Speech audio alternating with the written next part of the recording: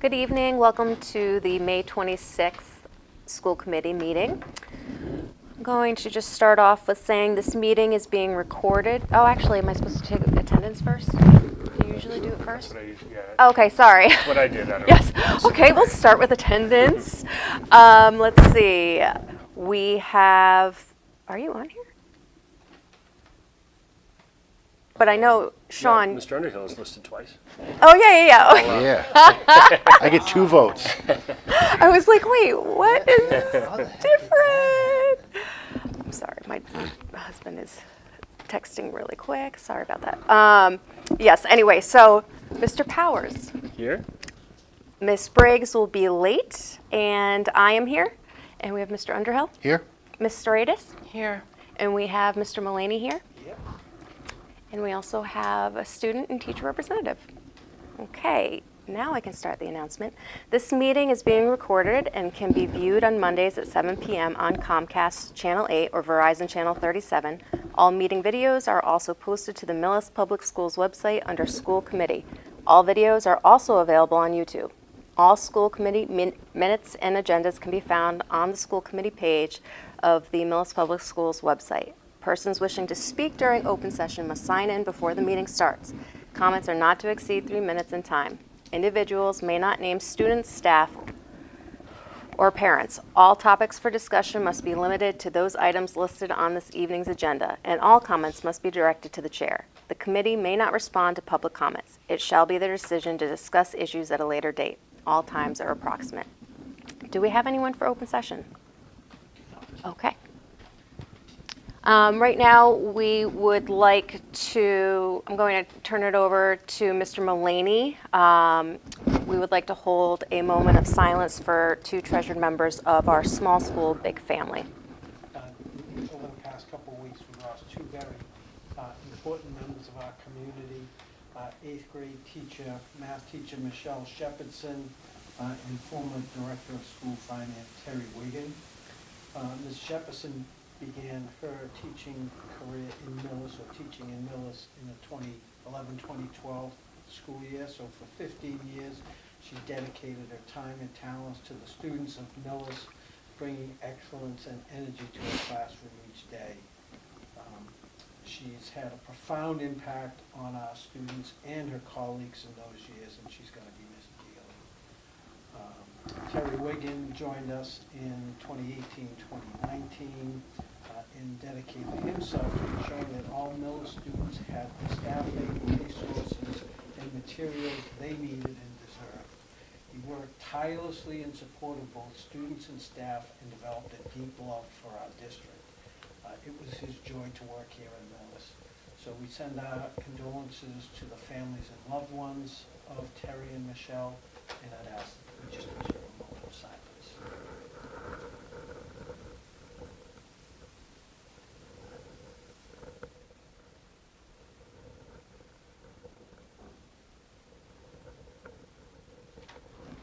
Thank you.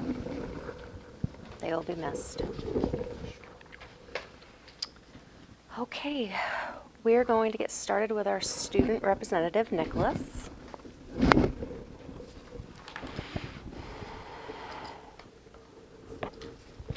Good evening. Good evening. My name is Nicholas Roy, and I'm one of the student representatives from the high school. And today I'm going to be sharing with you all things that are happening in the high school and some things that are coming up. First of all, with some great high school news, the football co-op with Norfolk Aggie is official, and the Millis football team is excited to welcome some new players into the football team. Now, talking about the current seniors, last week all seniors performed their 10 to 12 minute long senior project presentations. The main goal of these projects were to sort of complete a service or better the school community in general, and these presentations sort of shared what the seniors had been working on for almost the entire year. Now, this week, from May 26th to 30th, there will be the Senior Activity Week, where seniors will participate in activities decided by the senior class. On Friday, May 29th at 5:30 p.m., there will be the Rolling Rally, where members of the class of 2026 and their immediate families will be escorted around town by the Millis Police and Fire Department. Afterwards, there will be a bonfire held at the high school set up by the fire department.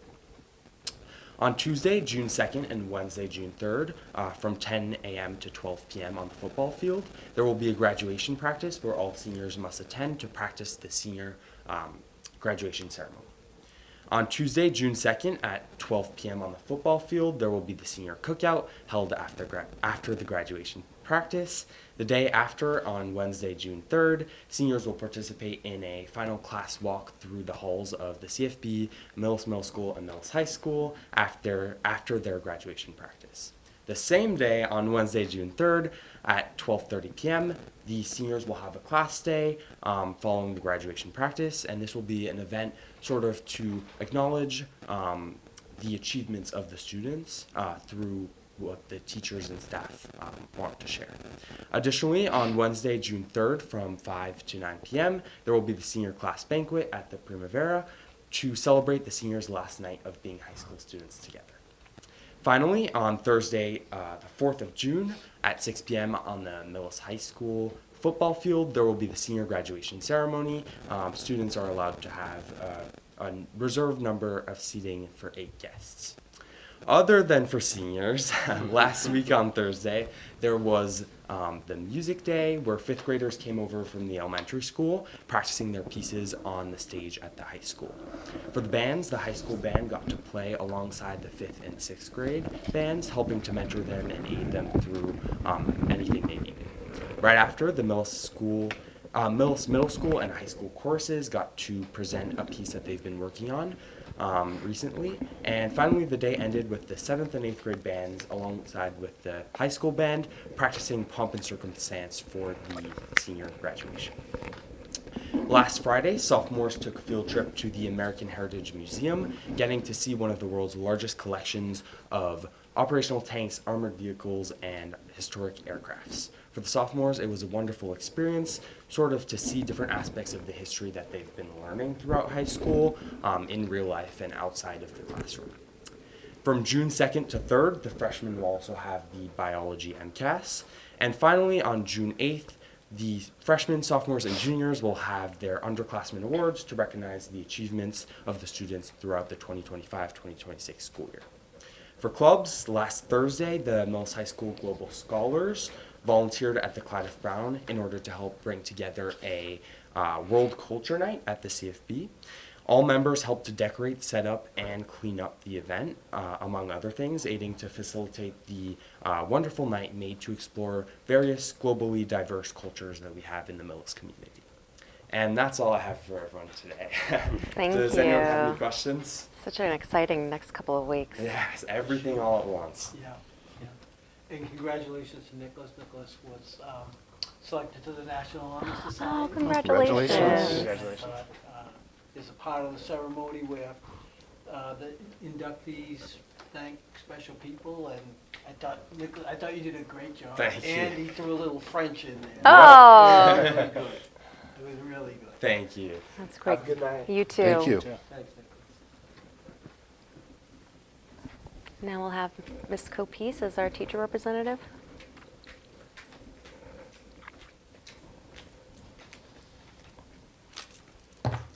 Nicholas is very modest. He's also the vice president of the National Honor Society now. Did not know that. Well, you know, Wow. he likes to keep it under his hat, so he's so funny. All right, so we're going to start down at the Clyde Brown. Mrs. Moruzzi's third graders walked to the senior center and met and did an art project with the senior citizens, their pen pals there. It was a positive experience for both the seniors and the students. The preschool had a visit from the Discovery Museum and learned all about the science of bubbles, and this was paid for through the Home and School Association. As Nicholas mentioned, we had the World Culture Night last week on the 21st. The fourth graders performed in their annual, well, it used to be the third grade, but now it's the fourth grade, spring reporter concert on Wednesday the 20th. All of the grades were there, and it was a fun night for all. The CFB is holding their annual Scholastic Book Fair this week for students and families, so shout out to Laura Doherty for organizing it. The fifth graders had their annual Wax Museum event, so the students dressed up in the park gave impressive, well-prepared speeches to the visitors, and they also appreciated the younger grades for hosting the fifth graders the day before for a dress rehearsal. Let's see, we already talked about Music Day, and on the 26th, which is today, the fourth grade students visited the Boston Tea Party Museum. The field trip allowed the students to reenact their events of 1773. In the middle school, the seventh grade Spanish students are preparing for an upcoming speaking assignment where they will practice accepting and declining invitations for activities.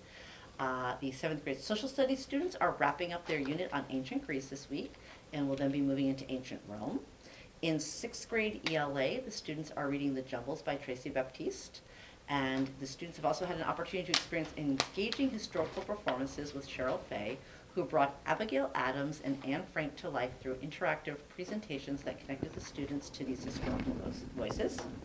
A congratulations to the cast and crew and the directors of Alice in Wonderland from the middle school drama program. They had shows on the 15th and the 22nd, and it was a primarily student-run production under the direction of Liam Devine. And let's see, at the high school, the sophomores submitted their SRP papers today. So the sophomores, in collaboration between history, science, and ELA in their 10th grade year, write, depending upon different levels, 6 to 12 page papers on original topics and theses that they have generated. And then we're moving into getting them prepped to do their presentations, which are 3 to 6 minute presentations that they will give in the auditorium to their classmates over the Monday and Tuesday next week. So this particular project is in its 18th year here. It started under Bob all those years ago. So a big shout out to Mr. Caulfield, Mr. Fallon, Mr. Bigelow, myself, and Ms. Cheney for we kind of pull it together. And the kids breathed a huge sigh of release today as the papers went in.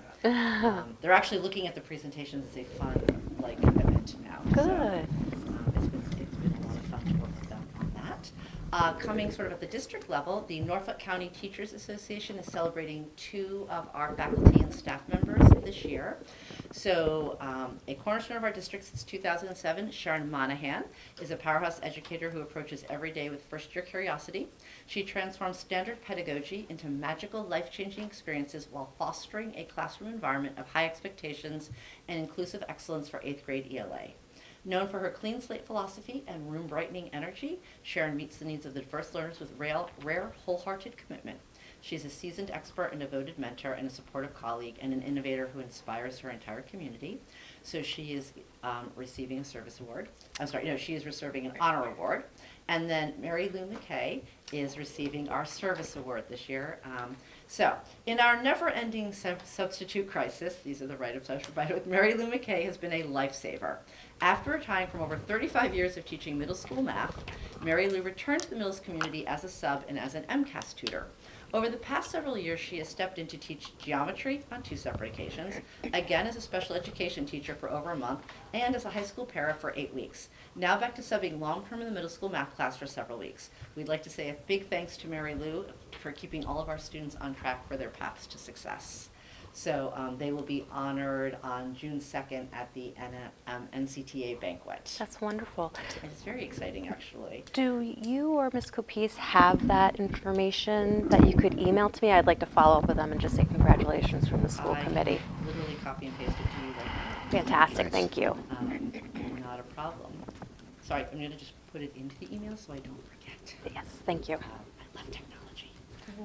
So that is pretty much what I have for you this evening. I know Nicholas is pretty thorough in the high school, so I'll keep it light.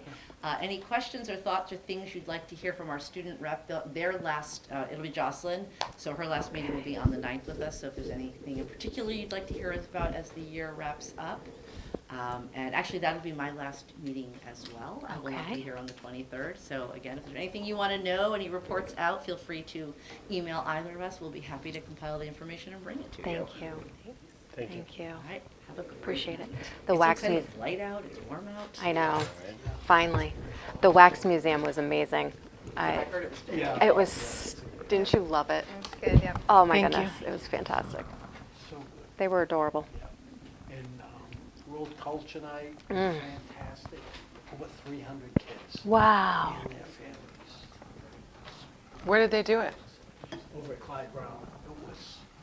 It was in the gym, in the cafeteria rather, and in the hallways, and then they had performances in the gym. Wow. It's a great night, great night. Well, It was our second year doing it, and it's gonna become a tradition. that's great. Good food, too. All kinds of different food. My daughter had a game, otherwise we would have been there, but it looked like by the cars, it was a great turnout. Yeah, great turnout. Okay, so let's move on to action items. The first one is I will take a consideration to approve the May 12th, 2026 meeting minutes. Madam Chair, Yes, Mr. Underhill? I move that the school committee approve the meeting minutes from May 12th, 2026 as written. Second. The motion has been moved and seconded. All those in favor? Aye. Aye. The motion carries. The next action item, we have the consideration to adopt policy changes to policy BEDH and public comment at school committee meetings. These are, let's see, so the BEDH, that is the MASC's labeling Right, for yeah. policies. If you take a look in the folder that was shared with us under the school committee policy, the title of the first one that we're looking at is policy BEDH, public comment at school. Wait, hold on, I'm sorry. What was the order? Yes, BEDH, public comment at school committee meetings. And this brings us in line with current court cases and state law. These changes aren't arbitrary, they're legally required. Right. So in our last meeting with Tracy, we had reviewed Section B, and that addresses school committee governance and operations. And this is one of two policies that the subcommittee felt we should put forward for consideration during this meeting. And then there's 3 additional policies for discussion that we can do during the chair report. And as Mr. Underhill said, it's just to keep in line with mass law.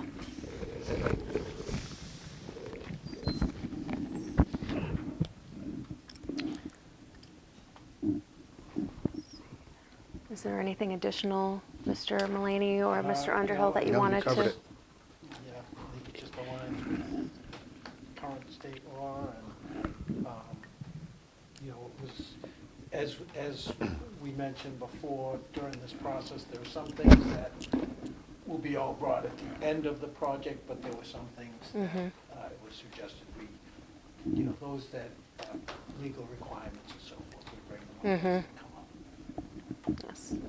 And Tracy also informed us that we do not need to read the policy out loud. We had discussed that in the last meeting, but please take your time to read through. Let us know if you have any questions, but it was a pretty easy decision for us during the meeting to adopt what they had. These policies are available in the packets on the public. When you post it, they're available.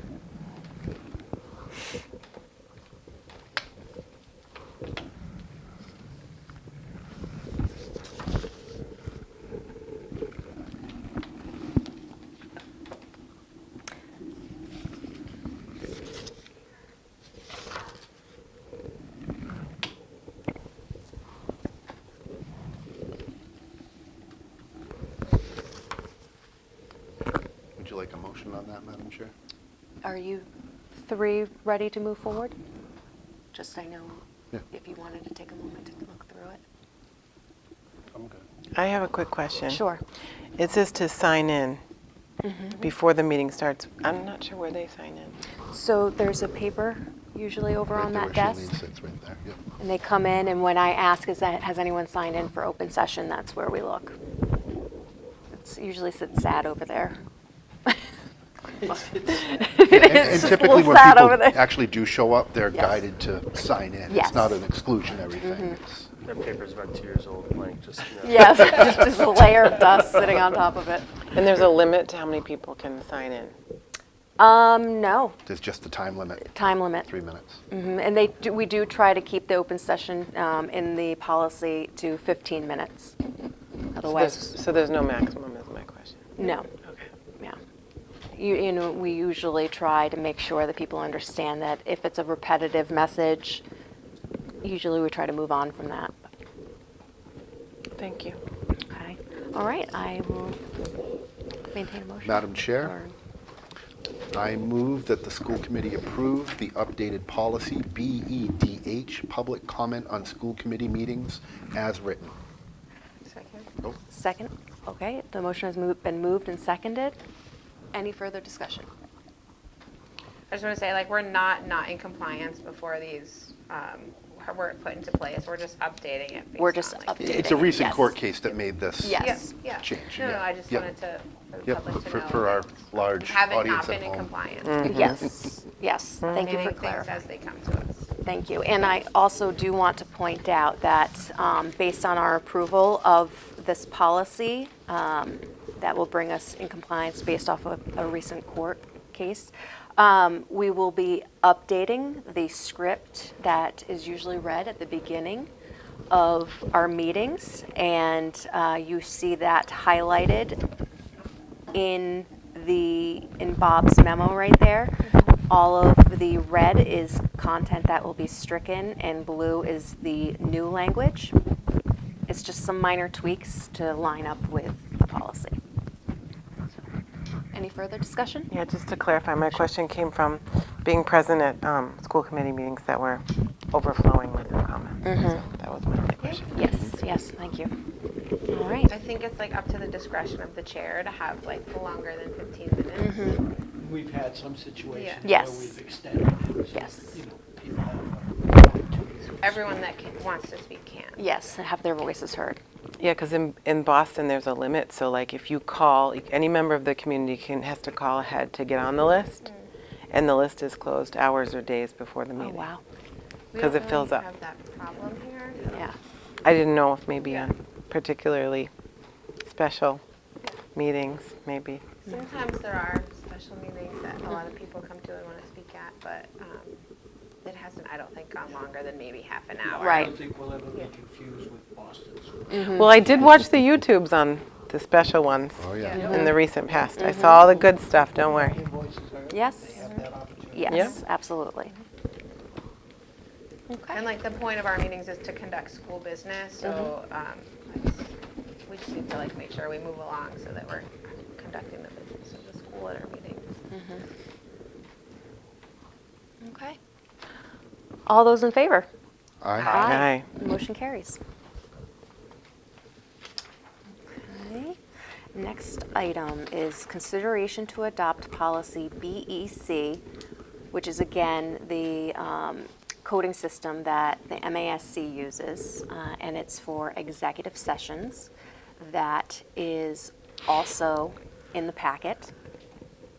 And again, this is to bring us in line with the Massachusetts law and recent changes that have been made. Did you have any additional? Yeah, and this is just, I mean, the committee's been conducting this process all along. This just puts it into the policy book. And it also lists, specifically lists the 10 reasons why a committee can go into executive session. So it just kind of clarifies everything. Again, as Robin mentioned before, the committee's been doing this all along. This just clarifies it and puts it in our policy. Yes.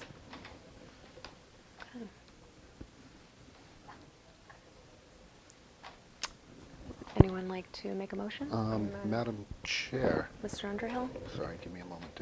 I move that the school committee approve to update policy BEC executive sessions and adopt the Mass guidance on that Second. section. Second. The motion has been moved and seconded. Any further discussion? Okay. All those in favor? Aye. And the motion carries. Okay, the next item is consideration to appoint the superintendent as the 2026-2027 Accept Board of Directors representative. Madam Chair, Ms. Briggs? I make a motion to appoint Mr. Mullany, the superintendent, as the 26-27 Accept Board of Directors representative, if he so willingly chooses. Second. The motion has been moved and seconded. Any further discussion? I think for clarification, what is the Accept Collaborative for our audience at home? The Accept Collaborative is one of the two collaboratives we belong to. This collaborative provides some special education consolidation among member districts, some professional development, job alikes. So it's collective of districts around us, and it's a high quality group of districts we're involved in. So it certainly benefits us to be part of Yeah. collaborative. Great. Thank you for doing it. Yes, thank you. Okay, any further discussion? All right, all those in favor? Aye. Aye. And the motion carries. Okay, now we can move on to time and learning. And so for time and learning, Nicholas stole a lot of the thunder. Just all the activities we have coming up the last couple weeks. We're extremely busy, and the upcoming days and weeks are also going to be busy. I guess the most important thing for folks who may be watching at home is the last day of school is June 17th, which is a Wednesday, and it's an early release day. We had 3 snow days this year. We're still getting out at a decent time, I would say. We have a lot of things going on. Again, just to reiterate, graduation is June 4th at 6 o'clock. We have the rolling rally this Friday. I think that's 5:30. I think we're supposed to say 5:30. We have middle school grade 8 promotion on the 16th from 10 to 11. And then over at Clyde Brown, we have grade 5 promotion ceremony on the 16th from 1:30 to 2:30. 8th grade dance the night before the last day of school. Just a lot of things going on. So it is an exciting time, no doubt. Okay, thank you for that update.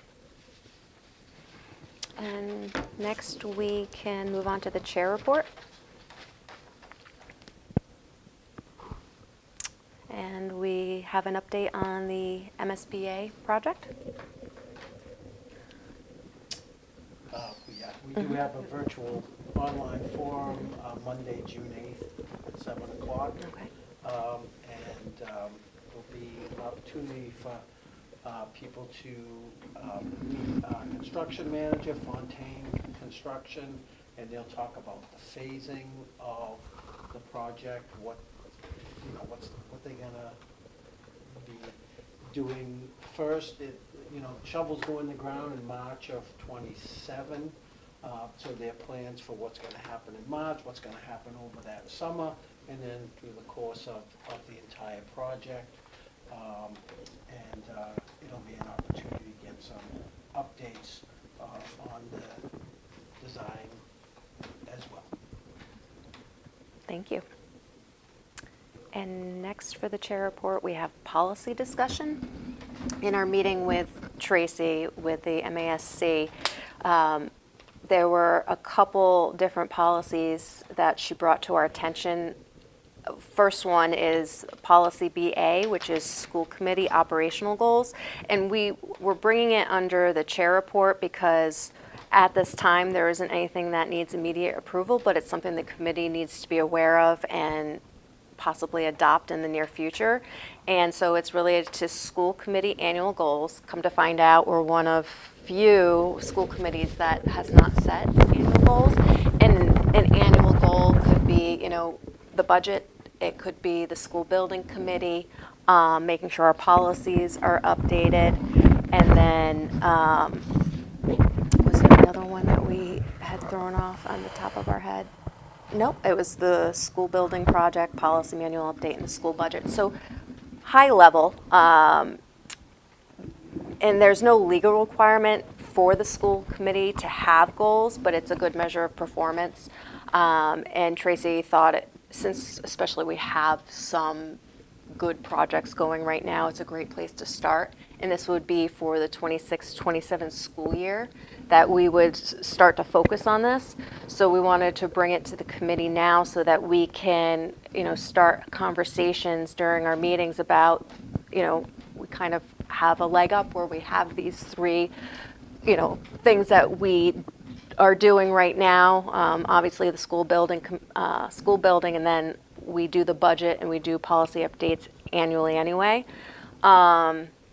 So, we'd like to start those conversations so that when we come back in September, we are diving in, and then that would move into policy BAA, which is the evaluation of school committee operational procedures. And that's basically updates throughout the school year about how those three things are going. And I feel like we do all of those things anyway, but it would probably be, we would have the policies in place, so we would put it in writing, our three main focuses, and then setting a time frame for an update. Is there anything else that you wanted to add? No, you covered it. Okay. So that is the information on that one. And then the third one is policy JIB, student involvement in decision making. So we have had our student representative coming to our meeting, and they have been giving us a overview of what's happening in the schools. But we're actually required by Massachusetts state law to have a student involved, like a student advisory committee. So Tracy explained that there should be an annual election of representatives of the Millis High School student body to serve as the student advisory committee. It would be a 5-member board who would meet bi-monthly with the school committee while school is in session. And then they would elect a chair of this advisory committee who would be an ex officio, is that saying that right? Non-voting member of the school committee. So, we had discussed, obviously, we weren't aware of that, and we have been having our student representatives. In our discussions with Tracy, we said, how busy these kids are, their schedules to be able to put together this committee. It may be hard for us to find 5 kids who can put that time into it, but she was like, as long as you're making a good effort, putting it out there in the fall, I would say in September, like the first couple weeks of school, try our best. Yes. So my school does this, Yes. and I ran the student council for quite some time, and it's part of student council. So the student council advisor should run it, and when I first came on board, I was surprised that we didn't have somebody, and that was what the board member said. But it's part of student council. The person that runs for chair knows that this is an obligation that they're committing to. Okay. And they come to all of our meetings and they sit with us and do all the things. Yes. So whoever runs student council should be looped into this conversation. So when they have elections for student council, this is another place. So we call it the SASC position, Yes. Student Advisor of the School Committee. And so there's the SASC chair, and then they meet together and talk about things that they want to present. So in the district that I teach in, the whole committee comes like 4 times a year to present to us what's happening. And so it's not like what Nicholas does every week and tells us everything. They bring larger items to us and say, like, this is a policy that we want change at the school, like blah, blah, whatever like topics are. So they have their weekly meetings, and then it's like something that they bring to us only a couple times a year. The whole committee comes, but the chair sits with us the whole time and then reports back to them and like, this is what they're talking Okay. about. So there's that kind of dialogue. So That's it's great. definitely feasible to do. Okay. And I think maybe, and Ms. Gamba is the one who organizes the stuff and gets us, Nicholas and Jocelyn. Yep. And I think maybe we could send some kids over to meet, your group Sure. to kind of learn how you do it there and bring Smart, that yeah. back. Yeah, sure.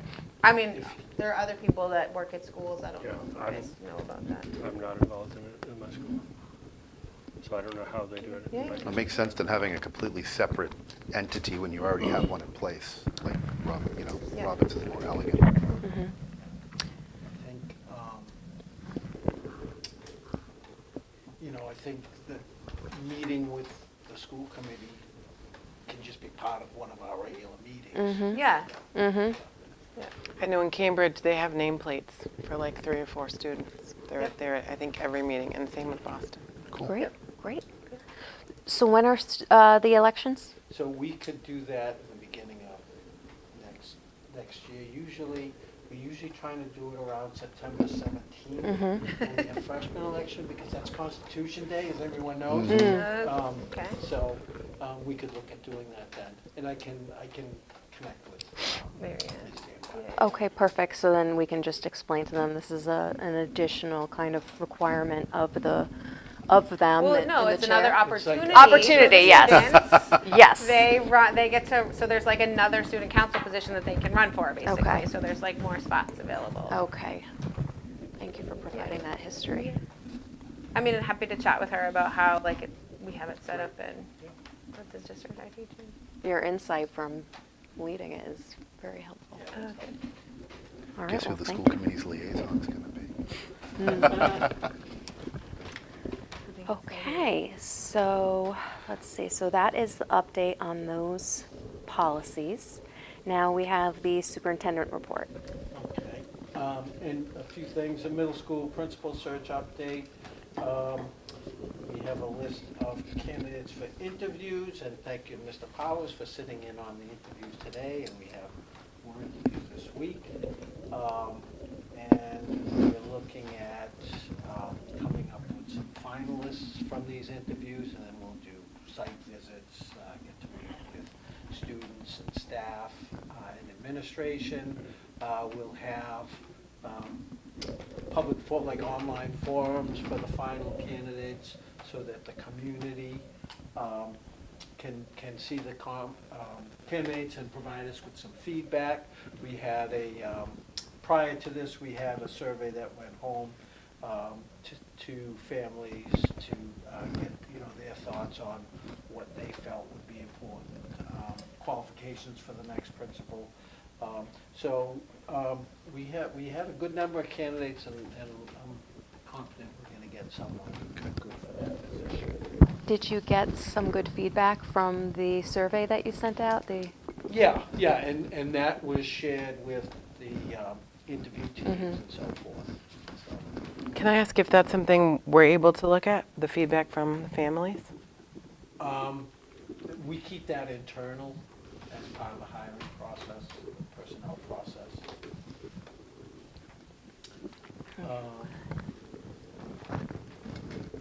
Any other questions on that?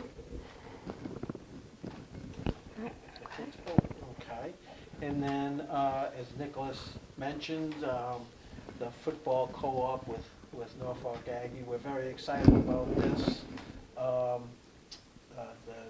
Millis and the Aggie have been approved by the FIA to have a football co-op program that will be effective this coming fall season.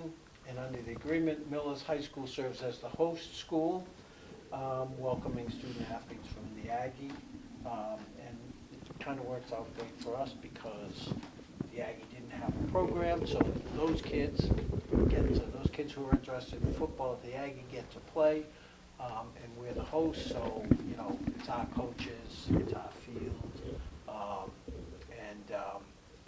The last time we had a football co-op with Hopedale, it was the same scenario, and it really worked out great for both schools, so we're looking forward to that.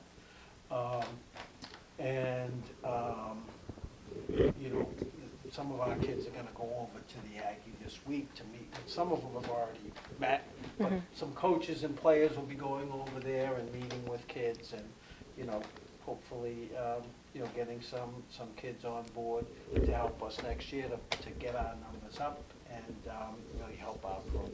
So we're excited about that. And I know, Jamie, you had a question about the insurance. So with all of our student athletes, there's, first and foremost, there's the family's insurance, Okay. which is, it's a state law in Massachusetts that you have to have insurance. So that's like the primary. And then there's secondary insurance, the MIA, if there's, a serious injury. Then the MIA provides member schools with secondary insurance. And then the MIA also carries catastrophic insurance, where if it's something like, the first $25,000 is covered by the student's insurance and the secondary insurance, and then the catastrophic insurance will pick up there. Okay. We're really excited about this because our numbers were really low. Okay, yes, this is, That's nothing great. but good stuff, right? How does, is there any transportation? How does the transportation work with So a school that, generally speaking, you know? the Norfolk Aggie would be determining how their athletes get here. Like when we had Hopedale, there were some days where there was a bus that actually brought the kids over. And then there were other times when students came in their cars and came in. We currently have a co-op with Medway and Holliston for volleyball, and those students come to practice here on their own. Right? So I know when we were with Hopedale in football, the football coach got a grant from the Cello Foundation. He applied for a grant and transported kids in. That would be something that we could look at to get those kids here. It's good. It's not that far away. Right. Oh, yeah, Right. it's nice and close, yeah. It's really good. So hopefully, if we can get, 5, 6, 10 kids from the Aggie, it'll help out a lot. And I know they have kids there that want to play football and they haven't had the opportunity to, so they're excited. It's great. Yeah. So I think this whole process this is great. It's wonderful. I just like the notification to the school committee, us finding out by seeing a post on yes. social media. Yeah, I would agree with that. Yeah. I would take it. Sure, yeah, just not just, Yeah, no, I agree. Yeah. I don't want you to be at Roach Brothers and someone asks you about something and. you get a blank look, not right? know Yeah, what- yeah. So thank you. Now, how does it work as far as financially? Sean had asked about transportation, but uniforms, and how does Yeah, they the pay- refs, paying for the refs, and, Yeah, they pay you, their user fee for football would come to us. okay, Oh, okay, that makes sense. okay. And now, does it, and this is just me wondering, are there contracts that like our lawyers draft and put in place between the schools? Is that how a co-op would work, The or is it? regulations are kind of set up by the MIA. so Perfect. it's, plug and play. Excellent, okay. Excellent. Does anyone have any other questions? But it's very exciting, and This my is great. fingers are crossed that we get some Aggie kids and it moves the program in a great direction. Okay. Thank you for providing that update. Sure. And then, this is kind of a late breaker, but we got some information from Merit, just kind of a year-end update from Merit, and I'd like to share it with the committee and anyone who happens to be watching. I'd like to, first of all, thank Merit for all they do for our schools. In 25-26, Merit awarded $20,000 in grants to teacher project proposals, which is excellent. And projects included kindergarten early numeracy kits, K-3 literacy resource, Boston Symphony Orchestra trip for our 5th grade, the Woods Hole Marine Biology field trip that the committee approved because it was an overnight field trip. That was funded by Merit. the performances at the middle school that Stephanie mentioned, the historical performances, PBIS resources at Clyde Brown, life skills programming and transition curriculum for the TIE student, professional learning opportunities for staff.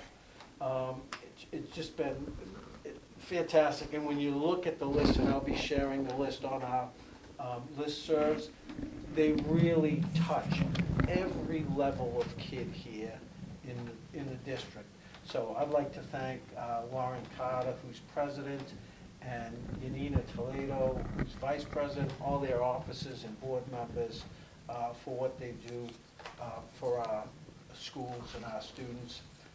And I'd like to give an early notice to their big fundraiser, which is October 24th, the Haunted Hayride. It's a great community event. And so mark your calendars for the 24th. It's always fun. Customer coming to the hayride with your kids, or someone who volunteers to jump out of the corn. If anybody wants to jump out of the cornfield, I usually run a station, so Oh, nice. I would love the help. Thank you. All right, thank you for that update. Do we have any correspondence? No? Okay, and the only school committee announcement that I have is let's see, we have, I want to pull up the virtual meeting for the school building is on June 8th. Okay, thank you. And our next meeting is June 9th, And right after. that virtual forum is June 8th at 7 p.m.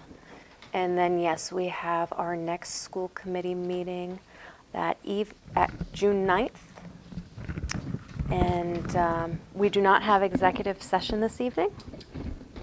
And so I will, is there a motion? Yes. To adjourn. Second? Okay, all those in favor? Aye. Aye. Motion carries. Thank you, everyone. Have a good evening, and we will see you again on June 9th.